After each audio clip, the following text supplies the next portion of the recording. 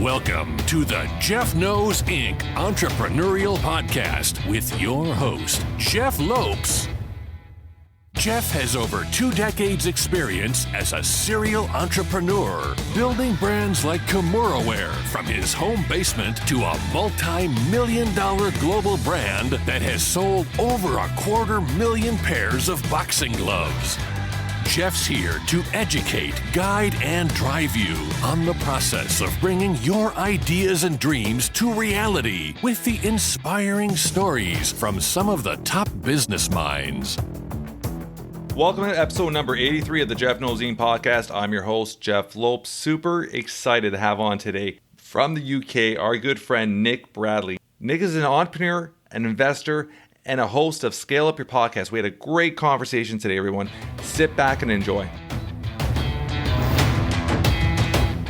We are live on the Jeff Knows Inc. podcast. I'm your host, Jeff Lopes. Super excited to have on a friend of ours right across the ocean, the UK, Nick Bradley. What is up, brother? How are you? Hey, Jeff. Absolute pleasure to be on the show today, mates. We're all good here. We're all good in lockdown craziness, as I believe you guys are as well. Yeah, it's been a crazy world, a crazy year, but let's talk about that. How is Nick's an investor? Nick has his own podcast. Nick is a man of many trades, father, husband. So we're going to get into a lot of conversation today. Now, just for the audience to know, I was on Nick's podcast a couple of weeks past. And when this airs, it'll be probably a couple of weeks between our podcasts. And we had a great conversation then. I'm hoping we're going to have an amazing conversation. Now, I actually know we're going to have an amazing conversation today. Indeed. Let's talk about the last 9-10 months. How are you been? How's business been? Let's talk about business. Because a lot of people strive on this time. A lot of people fell back. Where have you been? Yeah, I mean, I'll start back kind of, when it all kicked off. So it was it's been a funny year in terms of, it feels like it was just Christmas and we're recording this as we get close to Christmas. That's crazy. So, yeah. and it's like a vortex, like everything's just kind of stopped.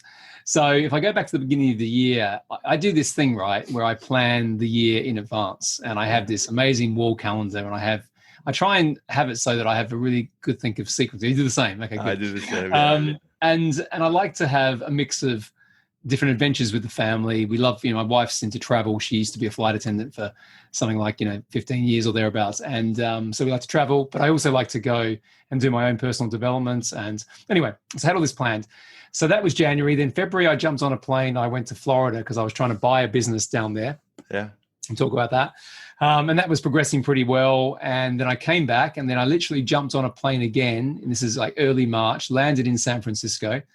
And as I was in the air was when President Trump said, we're locking down the borders. So this is the funniest part, right? So it's about 6 p.m. on a Saturday night in San Francisco. And I'm about to get off the plane. They've announced this thing while we're in the air. And then they said, okay, now we're going to let people off the plane 10 at a time. And there's 500 people, 400 people or something on the plane. So it takes 4 hours to get off the plane. Yeah. I end up being interviewed by this young lady from Cal Berkeley or so, one of the universities. And she was obviously just roped in to kind of do this. And she made me fill out this form. And the form said, where have you been, all this sort of stuff. And by the way, you now need to, no matter how, no testing, you just got to go and quarantine in the US for 14 days. And I'm like, I'm only here for 4. And she's like, well, no, you've got to do it. If you don't sign the form, we've got to send you back on the plane. And this is before everything had kicked off, right? So back much. And I'm like, I started to get a bit chippy because I was tired. And she just whispered over and said, just sign the form. They're not going to check like this. And long story short, I went to San Francisco, caught up with a mate, and then I was supposed to be flying down to a few other places, Arizona and that. And within about 48 hours, I was back on a plane to the UK because they closed down San Francisco City. It was the beginning. So I start with that story because everything since then is just a bit strange. But that was the kind of realization that this is pretty serious. I think prior to that, we're all thinking, is this the flu? Is this kind of just going to kick over by the summer? Yeah. And of course, we know now in hindsight that hasn't been the case. No. I'm gonna give you a quick little story myself. It's funny that you're saying that. We had booked we do 2 road trips a year because I love road trips, but we do one destination little getaway for about 5-7 days with the family, just to get away and just read some books and get some sun. So we were actually in Cuba. We had booked Cuba like 4 or 5 months in advance. We landed in Cuba. When we left, it was March 11th. When we left here, the cases were still extremely low. There was 1 death across Canada in BC. I think it was like an 85-year-old gentleman. So it was very like, just go. Nobody was paying attention. It was very laid back. Some people on the plane were wiping their area down or whatever, but they were wiping like baby wipes back then. And it was just whatever. We were there by the second day, all the announcements started. And it was in Cuba, if you know Cuba, because I've been there a long time ago. Yeah, it's a lot of Canadians because they have a really good relationship with Canada. It's a lot of Canadian tourists there. So our resort, which holds like 4,000 people, is a massive resort. It was full. By the second day, they started doing all these announcements and news. Everybody started whispering and talking. See, everybody started panicking and worrying. And at that time, there was no cases in Cuba either. And by the third day is when they announced when kids get back to school, they were going to extend the March break for 2 more weeks. So everybody started panicking. And then it was like every day announcement to the point where people were just getting on planes trying to get out of Cuba because Cuba, communist country, they're worried they're going to get stuck there if any borders were locked in. And this was all happening. By the last day I left, which was 7 days, I have video on Instagram. Me and my wife and my 2 kids were on the beach at 2:30 in the afternoon. Nick, and the beach was empty. We had the beach. It was the most eerie, but the most awesome experience. It was like we would go to the. Were you in Varadero? No, not Varadero. Starts with a C.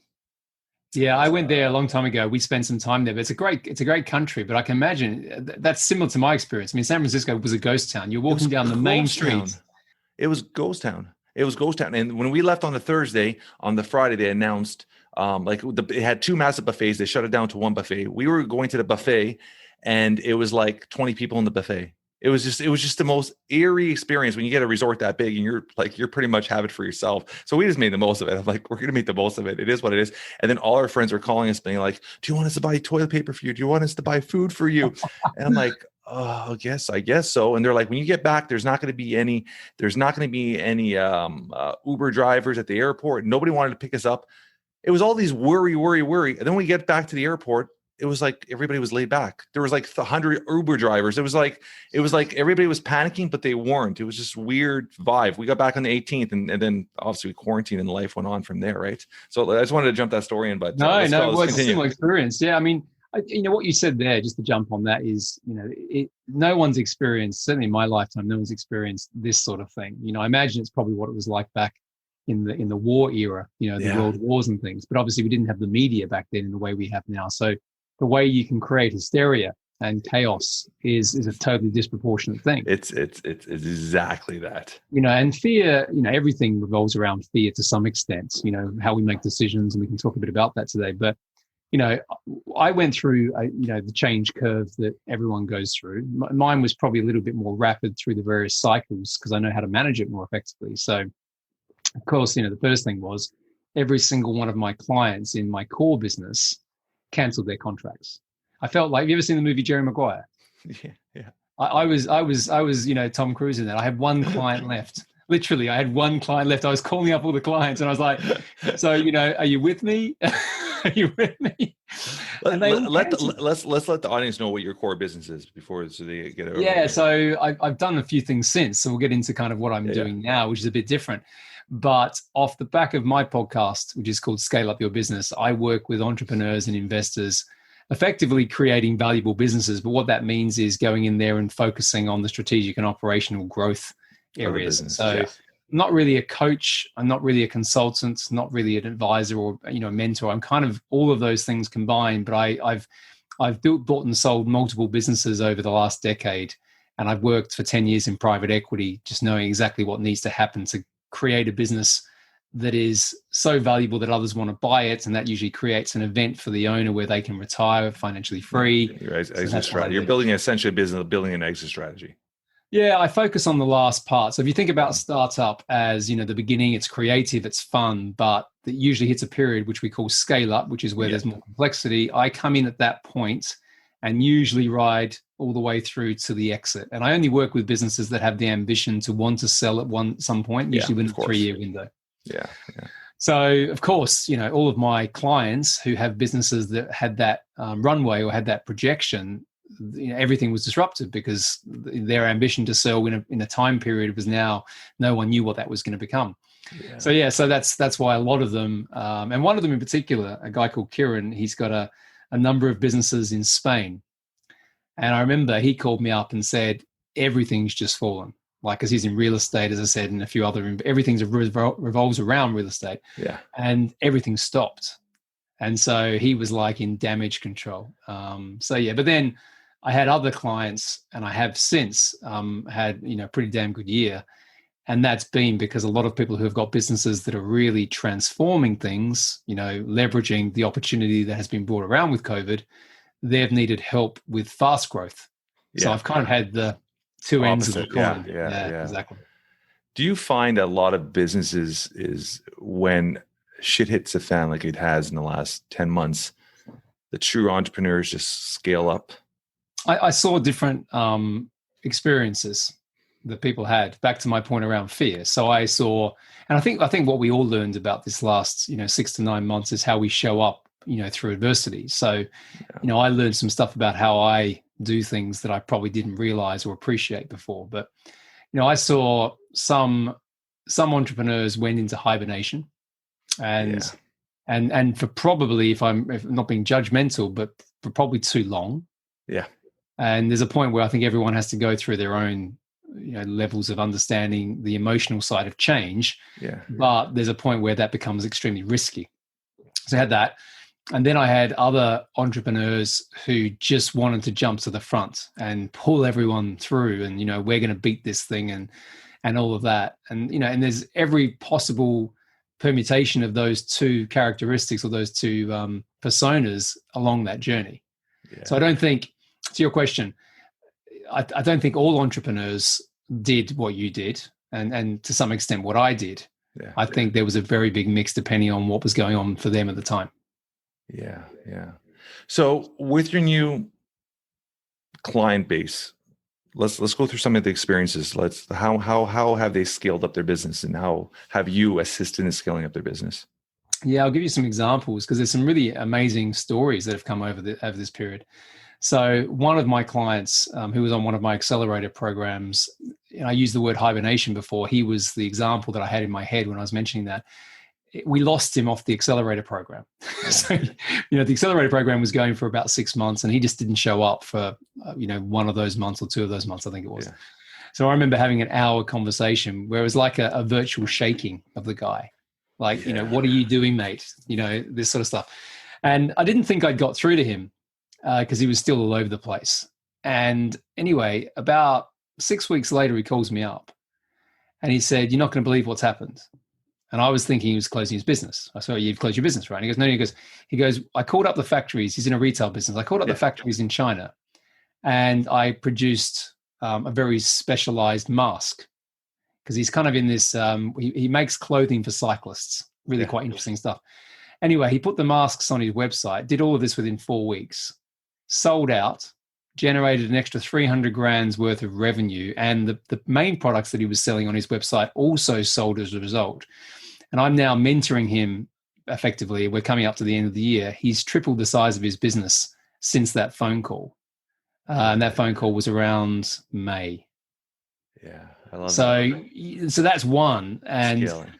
Just incredible. But that was just a conversation, right? But that was a mindset conversation, Jeff. That was, what are you doing? Are you in the right state to see the opportunity? Some people need to shake sometimes, right? It's just that mindset where it's so important to have that. Like we always talk about it, it's reframing how you think, right? You go back to NLP, going anywhere. It's just reframing how you look at things, right? People ask me all the time, the people who have successful businesses, how much of it is skill set versus mindset? And I always say it's about 70 to 80% mindset. I agree, 100%. The mechanics are not difficult. Either you learn the mechanics or you bring people in who have those skills. Yes. But unless you can roll with the roller coaster of entrepreneurship, the highs and the lows, which I think we spoke about when you were on Scale Your Business, unless you can roll with those and see things for what they really are, which is usually not as bad as they are, then it becomes very, very difficult to get out of plateaus or out of your own emotional state, which is bringing you backwards. Yeah, I think a lot of entrepreneurs, like I said, they get very stuck to what they know, and they're scared of, and the fear kicks in. They don't know what to do. You're saying that I'm smiling because my main business, Camora, where we ended up doing customized masks for all the gyms, because we're hoping the gyms, and we ended up, I'm pushed away from that, but we ended up producing about 12,000 customized masks for all the local gyms and all that stuff. So it was funny that you're saying that, because it was just like, let's bring in income one way or another. I got to bring in income. And it was just finding ways to bring in income, right? And I'll finish off the question, because I did a few things which I think would be potentially helpful for listeners if they're in this sort of state. So first and foremost, I went and got all the government loans that were available. Yeah. And I advised all my clients to do the same. And the way it worked in the UK is they were very, very low interest rate loans. And some of them you don't have to pay back for 18 months. And my point around this, because some people have this really big issue with debt and having debt, but what they don't understand is how to leverage cost of capital. And without getting too financial, debt is actually a really good thing if you can buy cheap, so to speak, invest properly, and then get a return. So across the 7 businesses that I've got at the time, I've launched 2 businesses since, but I had 5 businesses at the beginning of COVID. I took all the government assistance I could, and I spent all of it literally within 2 to 3 months on marketing and product development, the whole lot. Yeah. And then I doubled down on what I was doing with my, I suppose, personal brand stuff, podcasting. I've done 60 odd interviews on various podcasts. I really went out there and tried to help as many people as possible, knowing also, and I'll be honest about it, knowing that was also building my reputation, which when people were ready to have a conversation again about their businesses, then I would be in their frame of reference. Yeah. Do you find, so your journey with personal branding, and we talked about this when I was on your podcast a bit. I've been an entrepreneur for 24 years, and it's only been 8 months I've actually started personally branding myself. I've never done this before. So it's a different world altogether. It is. Getting on podcasts, getting to meet. But for anybody that's trying to get into it, the advantage of how you're networking with other entrepreneurs, like how we've connected, it's amazing. It's a different world, and you're connecting with people that are like-minded. In my network, I had a very small network, but I had a very strong network. But the amount of individuals I'm connecting, like yourself, and I would have never met you if it wasn't through this podcast world. And it's like, and if I go to your social media and all that stuff, I would really not understand truly who you are, but being able to network and meet you, I'm like, wow, like Nick's an incredible individual. That's so much going on. So it's being able to network. So anybody that has that fear right now or don't understand the whole aspect of personal branding and personal growth, do it. This is your opportunity to jump on the boat and do it, because it's so valuable for the long haul of any aspect of your business. And the opportunity to come.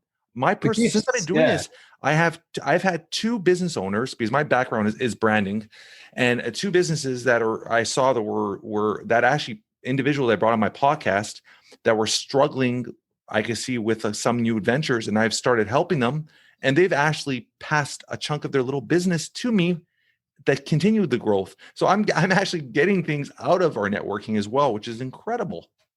The gift of this, and there are many gifts, as you've highlighted a few just there. The things that I'll give you a little bit of my backstory on this, because I decided to do a podcast for one reason, and that was to balance the lack of contribution that I was giving to people based on what I'd previously gone through in my career. So it was all about me. It was all about my own achievement, and I thought, that wasn't making me feel good. It was actually making me sick.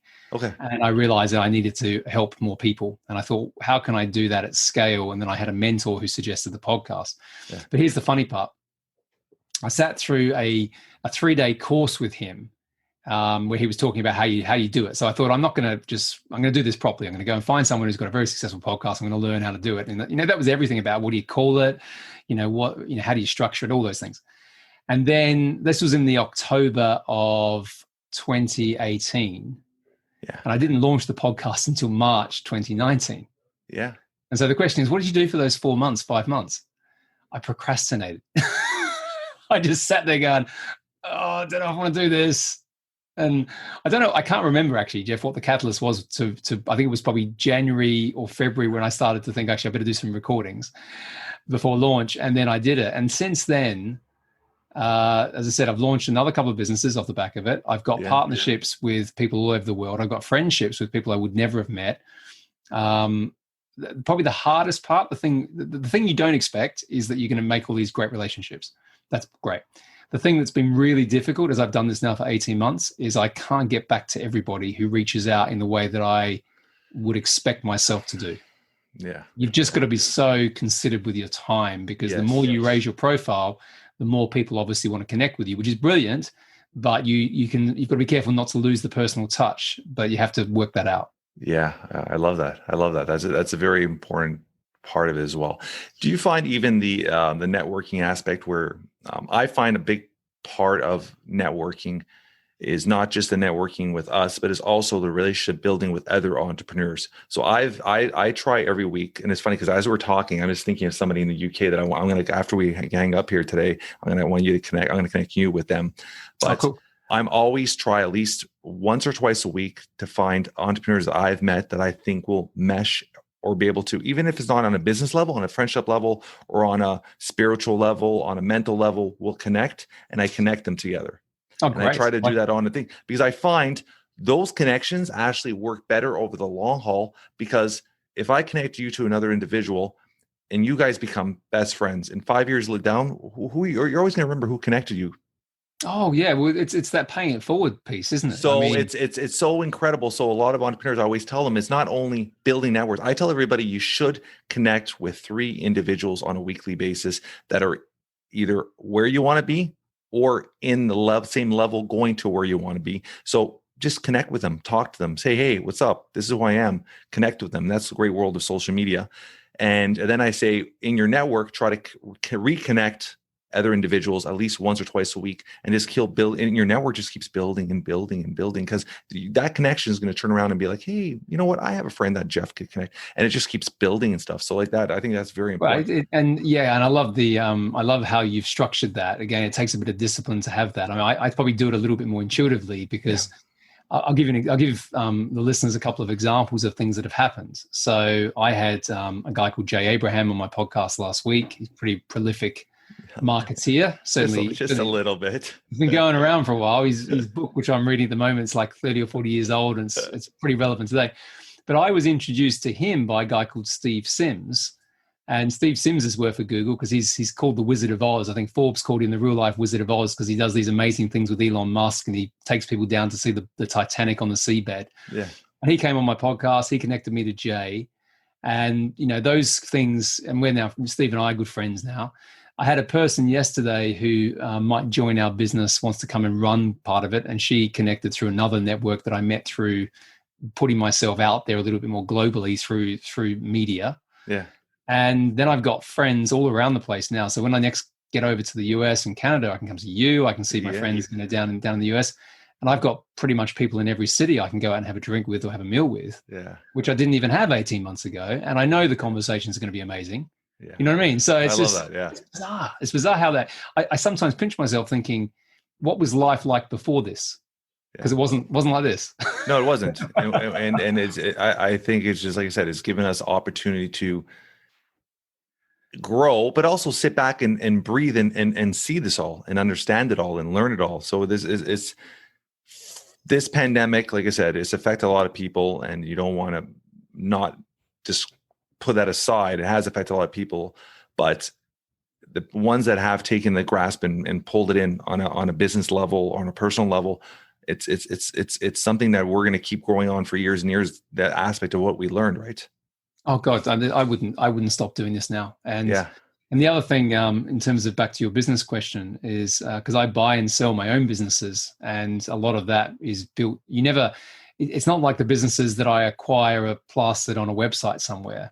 The deals that I do are normally through network. So it's the fact that people know I do that. They have a conversation, and then they say, oh, I know someone who does that. So that actually helps the business, that side. And then the last point I'll make is I do speaking as well. And interestingly enough, I was on a podcast at the beginning of COVID, met a person there, was introduced to another person there. Now I'm doing a speaking gig for private equity firms based in New York predominantly in January.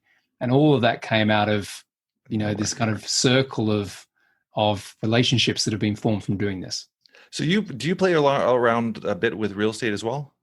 Not so much in real estate. So it's funny. I focus. People ask that question quite a bit, and it's more of a choice of where I have passion for something, and also to some extent competence.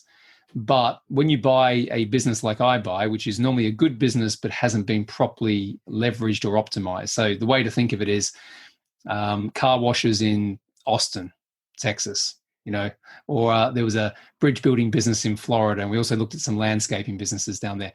And they tend to be really good businesses run for 30 or 40 years by the owner manager. And I buy them usually at the end where those people want to retire. So the money side of it, we still pay a reasonable rate for them, but we don't pay crazy money.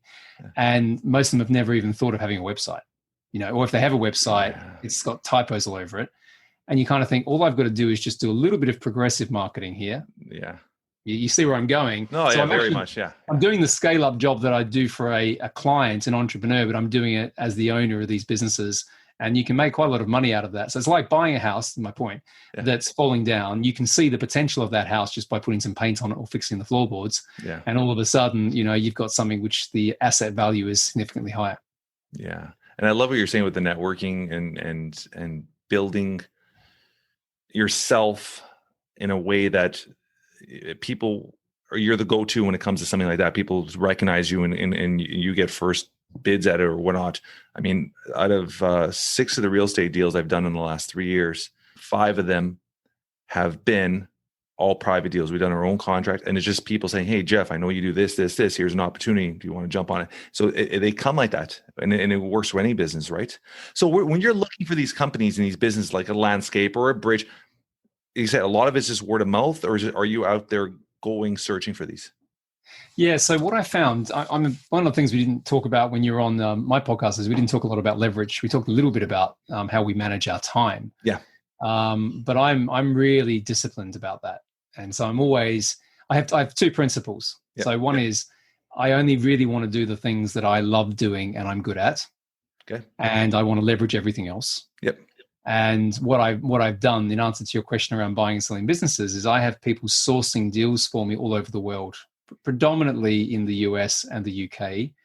And the pitch to them, they don't pay me any money to work with me, but if they find a deal, I'll help them close it through my background in private equity negotiation and to some extent investment. Mm-hmm. And then we just do a 50-50 partnership. So I don't try and take a disproportionate fee. So if someone finds a good business in their network and they don't know what to do, which is quite common, they'll call me up and my team, and I've got CPAs and lawyers and all sorts of stuff, and we'll go in there and get the deal done. And it's great for me because I don't have to do the sourcing. The sourcing is actually quite difficult because you've got to be intentional, but you've got to go out there and have conversations. Yeah. And I just haven't got the time to do that. I like to come in at the end and be able to get the thing done. That's awesome. So let's scale back. Talk about scale back, your business scale up. Let's scale back to Nick at 18, 19 years old. Like when did you start? Where'd you go to school? Did you go to school? When did you start your first business? Let's get to know Nick. Yeah, so I'll go right back. So I grew up in a place called Adelaide, South Australia. So if people are listening to my accent thinking, where's this guy from? I'm Australian. And it's funny, I've said this a couple of times now, but I'll share it with you. It's famous for 3 things. It's famous for churches, really big great white sharks. In fact, I think a lot of the open water scenes from the original Jaws film were actually filmed in the waters around South Australia because it's close to Antarctica. Yeah. And serial killers. There was a point in time when I was growing up in the sort of 80s, there were more literally not just murders, serial killer murders in this little place called Adelaide than anywhere else in the world. That's crazy. So the reason I share that story is I went to school there, went to university there, started my first business there, and then got the hell out of there. What was your first business? So I started a personal training gym in 1990. Yeah. When personal training, if you say personal training, kind of people go, "Oh, personal training." Back in 1990, particularly in this little place, like almost like a country town, no one had ever heard of that. Like, what? You have someone who yells at you on a treadmill? What? Right? But the funny thing about that story, I was 18 when I started that business. I sold it when I was 21. I had 2 staff members, and we're all doing about 30 to 40 hours of personal training per week. So it was pretty intense. And I hired a little private studio in a main gym. Yeah. And what I was teaching then, Jeff, was what you would probably call functional fitness or CrossFit now. So funny. Do we have this conversation when I was on your podcast about my first business? No, I don't think we did. I think we touched on the fact we both had sort of a fitness background or a health sort of part of our. So you're 41, if I'm not mistaken. You said that. No, 46. 46. Oh, you're 46. So I look 41. I'm 43, turning 44 next month. And my first business at 19, I started a company at 17, but my first business at 19 was a consulting personal training business. And what touched on this a little bit. I think we did talk about this a little bit. Yes. So what I would actually do, we talked about this, is I created a back-end system because, like you said, a lot of the big gyms didn't have personal training. I created a back-end system where I would put this consulting business in the back of the gym. When you came into the gym, you were forced to do an assessment. The assessment would turn around. We put you through a little personal training, which was functional cross training back then. We would pick 5-6 machines. You would cross through them. We do pretty much the same thing. And then we would sit down with a closer, sell them a personal training package. And then we build these systems into gyms. And then at the same time, I had a personal training gym, but it was all in-house. So we had 6 trainers that I would go in and close a deal of 50 sessions, 60 sessions, whatever it was. And I would send the trainers to their house, and I do that. And I did that for 3-4 years till I sold the business too. It was called Millennium Bodies. It's funny. It's nice. Such a my business was my business was called Creative Bodies. Yeah, it's crazy, huh? Yeah, and it's roughly the same time period. You're looking at a 2-3 year difference, different parts of the world, obviously. And it was listen, my business was good, but it's an interesting point to start because I had more money than, most people did at sort of 19, 20 age, nice car. Yeah. I was studying my university degree at the same time. So I had this kind of weird lifestyle where I would basically get up, and I was up at sort of 5 in the gym by just before 6. I'd work for 3 or 4 hours, and then I'd go and study, and then I'd come back, and I'd work half a day on Saturday, but I was always exhausted because I had these such long days of both work and study. Yeah. And then in the back of my mind, and sort of what was said to me, certainly by my parents around that time, is, this is all really interesting that you've got this business going, but when are you going to get a job? And no one in my family was at that point that I knew of was particularly entrepreneurial. And it wasn't that they were trying to be negative about it. They just didn't see that was a path because they'd never experienced it. In fact, I was the only one who'd been to university. So they were very much working class. Yeah. And I remember 2 things happened. So first and foremost, I thought, I've got to get out of here. I've got to leave Adelaide, and I moved to Sydney. Yeah. But I did it in a weird way. I didn't want to then suddenly become an entrepreneur. I'd sort of thought, well, actually, perhaps I should give up on that and I should get a proper job. So I ended up going to Sydney and getting an amazing job for Men's Health magazine, and I was the fitness editor for them. Oh, seriously? In Australia. And I managed to travel around the world with Men's Health, and that was my first, let's call it, proper corporate job. Yeah. And then I got kind of addicted to that corporate world for about 15 years. Seriously? Yeah, it's a really interesting. I mean, I'm trying to give you the quick version of what could take a while, because there's a lot of pivots and turns and all sorts in this story. I was very successful in those 15 years of corporate. I moved from Sydney to London. I got transferred for work. I ended up being a board director of a very large company before I was 30. And then, do you mind me asking which company? It was a company called EMAP, which stands for East Midlands Allied Press. They were the second biggest consumer publishing group in the So you UK. were in that field always, the publishing or the magazine or the editing field? Yeah, I worked for Rupert Murdoch for a while under News Corp. Oh, wow. And the magazines, so Men's Health I mentioned, Murray Clare I worked on. I worked on a very big men's magazine in the UK called FHM. FHM, everybody knows FHM. So I was in that. And I was involved in that era of magazines for about a decade, and I was also involved in the decline of print media. Yeah. And I went from traditional publishing, as I said, the second biggest publisher in the UK. So that decline was roughly early 2000s? It started happening early 2000s, but it really hit its stride about 2005, 2006. Yeah. So I was involved in a project looking at the transformation of media to now what we call digital, not social at this point. And I ended up then going to Getty Images. And that was my first movement to New York. And with Getty Images, I mean, when I think of Getty Images, I think of photography. Was that something you played around with? I wasn't, you know what? It's funny. I love imagery and I'm very visual as a person, but I wasn't necessarily into photography myself. I joined Getty basically because it was a digital media company, and I just spent the last couple of years helping a traditional publishing company become more digital. And I ended up being the marketing director of one of the divisions at Getty. And that was also massive company. Oh, it was awesome. Well, this was my first movement into private equity because they were private equity backed by a firm out of Chicago. Yeah. And then I started to realize really what digital disruption was about. Yeah. Because this was a company that was just disrupting everything. They actually bought a business close to you called iStock Photo. I know iStock, of course, yeah. Yeah, they paid something like 40 or 50 million for that, and they sold it for 450 million within a few years. Crazy. So I was seeing this is where, now what I get involved in is how do you create valuable businesses? How do you stack things together that are disproportionately valuable so you can, drive huge amounts of wealth creation, but also greater impact? That's what I do. Yeah. But I learned the foundations of that at Getty, and then I just took that learning into the private equity world after that. So what was your first taste? So you're looking at what year now? 2010, give or take? Pretty much, yeah. 10 years ago. And was that the moment you decided to do everything on your own? Were you balancing a business and still working? What were you doing at that point? Yeah, so I'll go into a little bit more detail here because I think there's a bit of looking back, looking forward here. So in my sort of late 30s now, so 2012, 2013, my father who left our family when I was around 2 years of age. So, pretty horrific divorce with lots of things going on. And he came back into my world literally 30 years later. Wow. And here's the probably the crux of the story is I told you beforehand that there wasn't much entrepreneurship in my family and everyone was more working class. Well, of course, I didn't know anything about my dad and there was a bit of character assassination of the guy for pretty good reasons. And so I just thought he was not a very nice person. Anyway, came back into my life. And I learned a lot about me and him and his journey and therefore what my journey had been. So he was a very successful entrepreneur. He had a business that he took well into 7 figures. Then he lost it in a terrorist incident, which was a bombing of the Turkish consulate in Collins Street, Melbourne, a number of years ago. So he was a millionaire in his 40s and then he lost everything.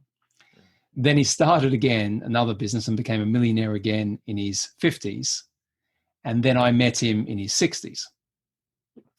And he came into my life and I started to learn a lot of different things. And then he got cancer really quickly and died within probably about a couple of years of us reconnecting. But because he was living in Australia and I was living in the UK, we only saw each other about 3 or 4 times.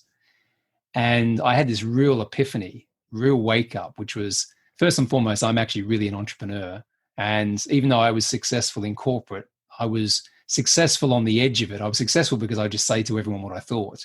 Yeah. But I ended up getting sacked from jobs, private equity jobs, because I was just too mouthy. And what was going on is I realized I was a frustrated entrepreneur. I probably should have stayed on the bloody path when I started my gym. Don't begrudge that. But this happened. And then I started to get quite sick. And I knew what was going on. And the story is I had this incident one evening where I cracked all the teeth in the right side of my jaw. Like I was being smashed in the face. It was really unbelievable, Jeff. And what it was is there was 2 or 3 things going on. I was closing a deal, private equity deal. My dad was dying. I was starting to realize that I'd taken some wrong turns. And this was now manifesting up in a huge amount of stress. And so 3 a.m, I went to the bathroom and it was literally like, this was all swollen. And I thought I'd been bitten by something. I didn't know what had happened. Like it was weird, or I had a disease. And I went to the doctor and then the dentist the following morning. And the dentist said to me, "You've just cracked your teeth by grinding, like crunching." So the tension. And yeah, but it was funny. It just happened in this one very acute incident. I mean, she said, "You've been grinding your teeth for ages." And I kind of knew that, but not to the point where I don't know what I was thinking because I was asleep at the time, but I must have had some thoughts going through my head. And this is the change. So we're now, if you catch up a bit, we're probably 5 years ago. 4 to 5 years ago, so not that long. And I'd had this. No, and this is the thing. And I had a very successful run, so I had quite a lot of money I'd made through private equity, but I had obviously expenses to that as well. All these things going on. So what I did is I called up a friend who was a very successful entrepreneur who I just thought I needed to reconnect with. I went to university with him. And I told him the situation. He retired in his late 20s. He was an investor in Love Film, which was sold to Amazon. And he was always the strange guy at university because he was doing things that we weren't doing. So we were out drinking and playing pool, and he was studying or doing personal development, right? And so he said to me, he said, listen, you've got to reframe. You've got to get yourself into a different environment and reframe. And he said, I suggest you go to one of the Tony Robbins events.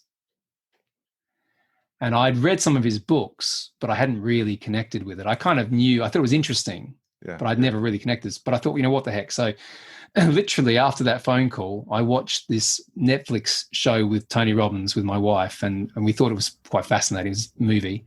And after that, I literally got online that evening and I booked the next UPW, which happened to be in Chicago in about a month's time.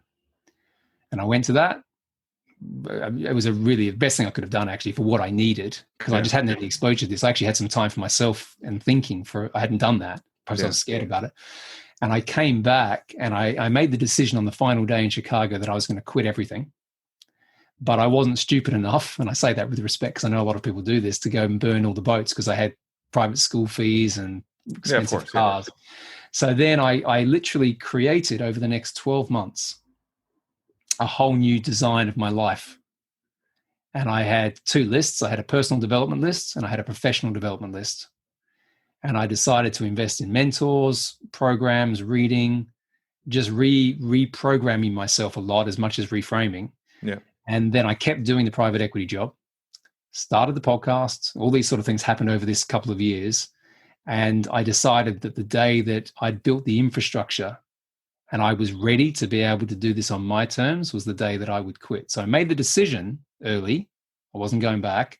And then I had to live through for about 18 months, 2 years, knowing that I was just building the foundations to be able to go on my terms. So that was my strategy. And then since then, it's been the best decision I ever made in terms of what's happened since. So how long have you been married for now, Nick? We've been married 11 years. Yeah, coming up to, I think it's 12 years next year. So your wife was obviously by your side through this all?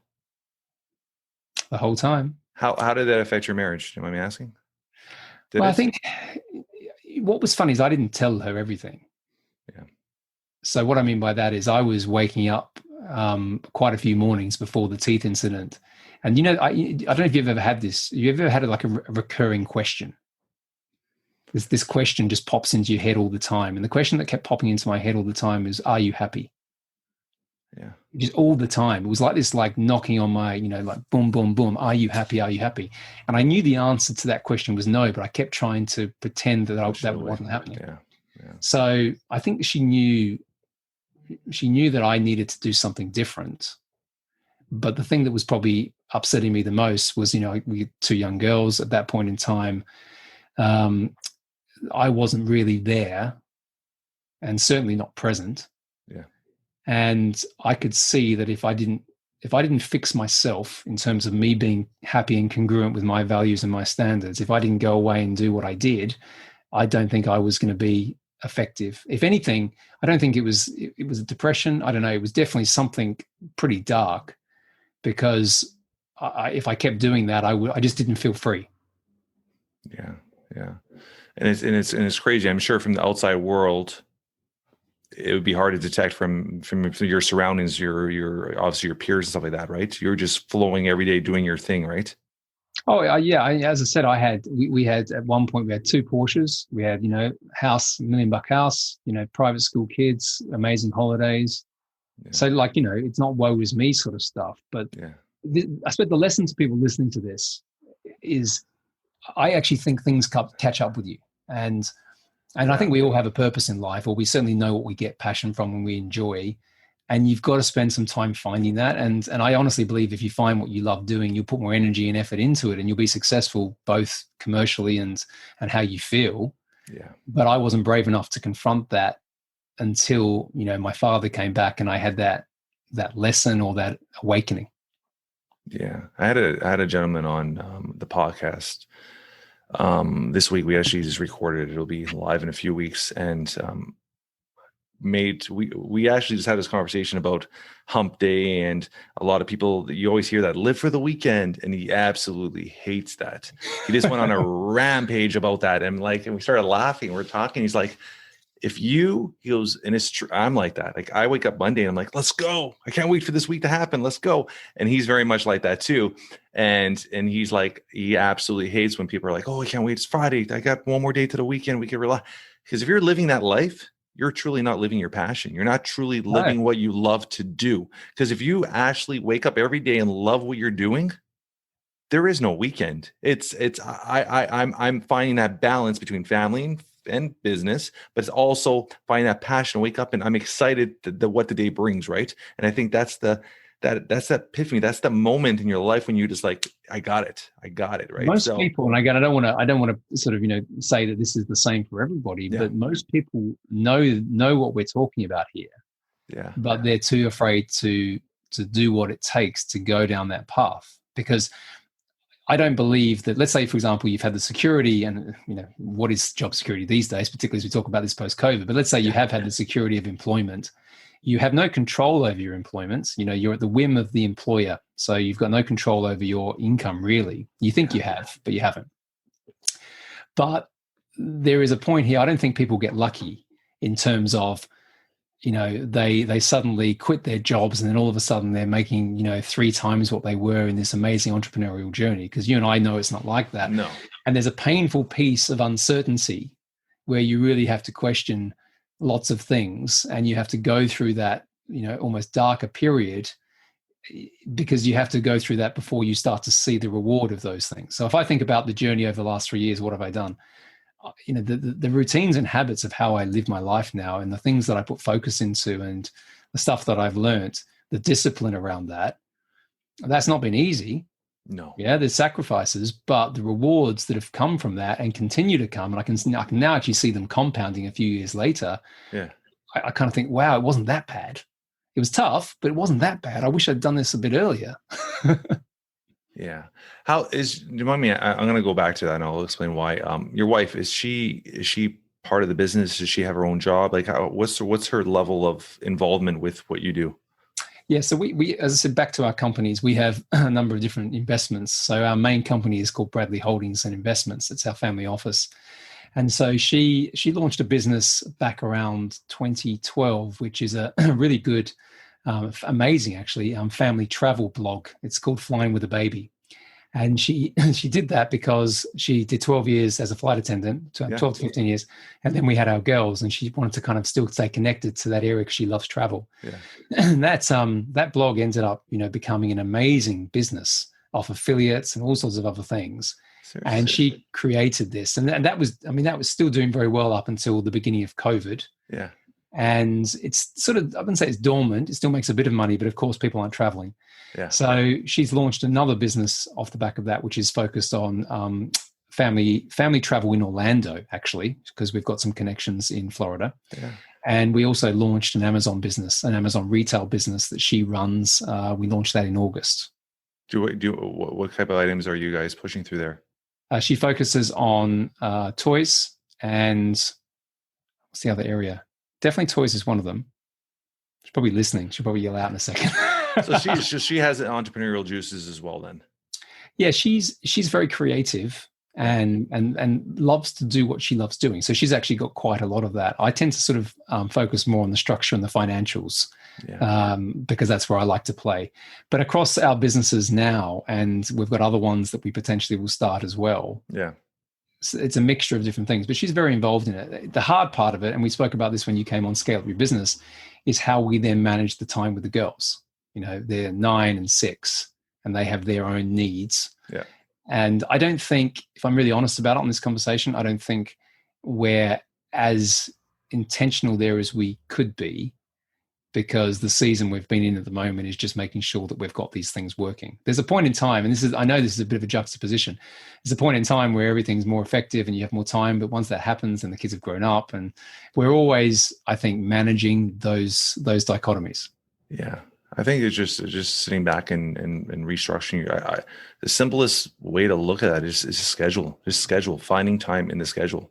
We talked about this when I was on your podcast. Is is our kids' schedule is priority, and we work around it. I'm a lot different in that regards, where my wife's a very independent, needs her job, needs her career. She wants a 9 to 5. She doesn't want to deal with pressures of the business, and she goes to work, comes home, and work stays at work, and she appreciates it. And I've been an entrepreneur for 24, 25 years now, and she has never been involved in any of my businesses, and she doesn't want nothing to do with them. It's crazy. And it's, we've been married, like I said, we've been married for 17 years. And it's, when I tell people this, their eyes just roll back, where we don't even have a bank account together. And we never argue about money. We have this great relationship, and it's allowed us to just, our time when we're together is family. She has her career, she has her stuff, she has her own money, I have my money. Obviously our bills for the house and stuff we share. And then when it's time for us at home, it's the kids.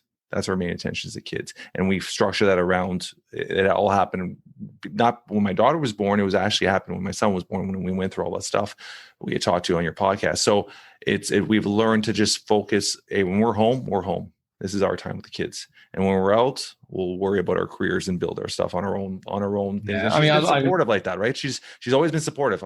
She doesn't question nothing I do. I guess she's learned to trust me, because we dated for 7 years. We've been married for 17. She's learned to trust me. I think that's the easiest way to go about it. She knows I'll figure out a way. Yeah, she has. I'll figure out a way. She was actually she was my older sister's close friend. So I grew up with her. So I've known her since I was a kid almost, which is crazy when you think about it, how the time flies. But it's she's learned to trust me. She doesn't question nothing I do.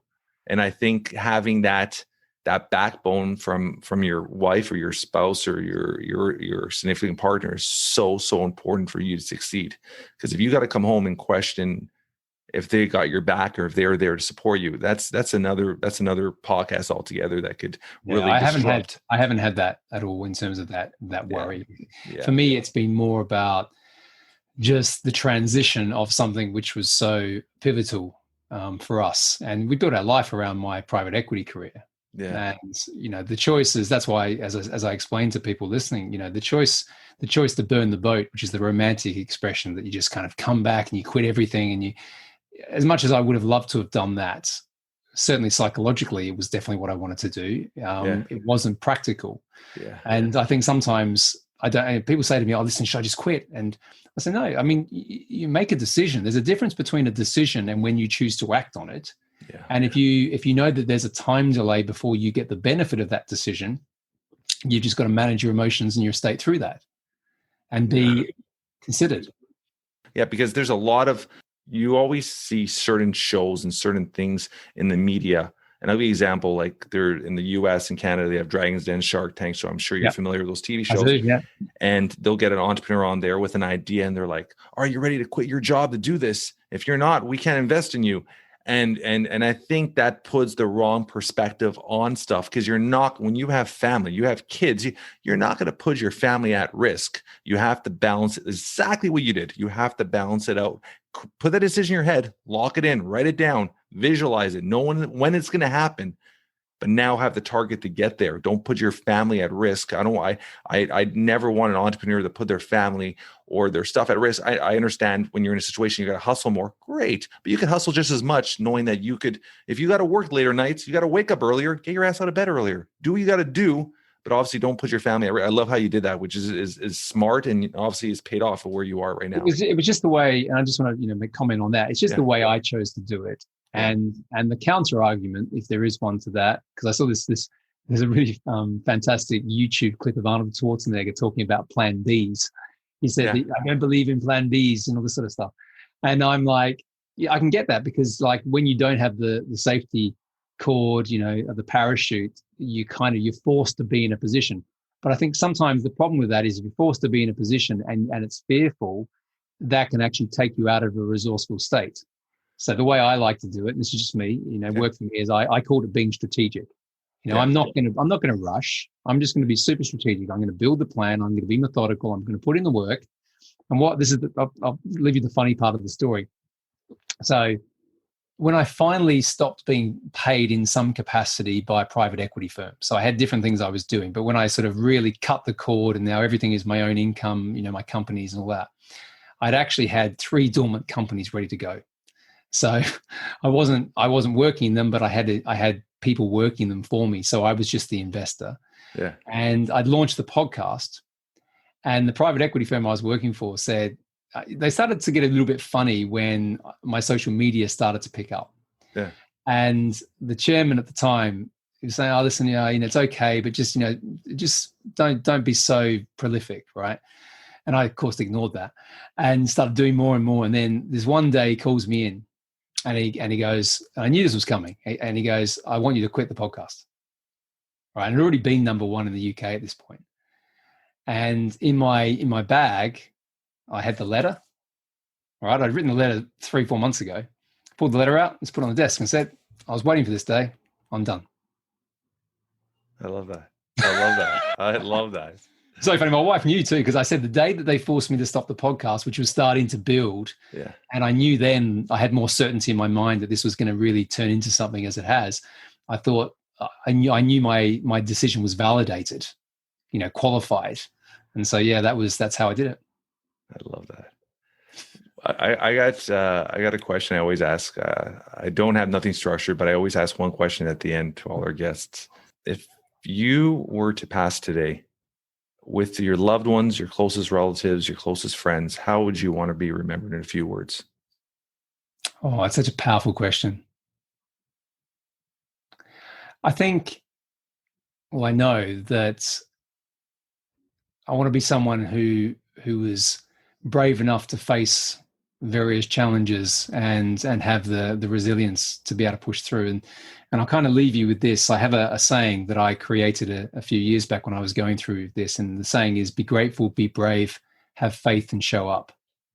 And it's become a bit of an affirmation for me. In fact, I finished my podcast with it, because those 4 pillars, if you like, define the person that I am now, that I wasn't before.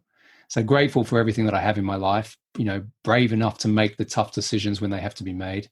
Trust is probably a better word than faith for me, because I mean it in terms of trusting myself and the universe that things are going to work out in the way they should. And then showing up is the action that I need to take, doing the work to make things happen that I want to happen with intention.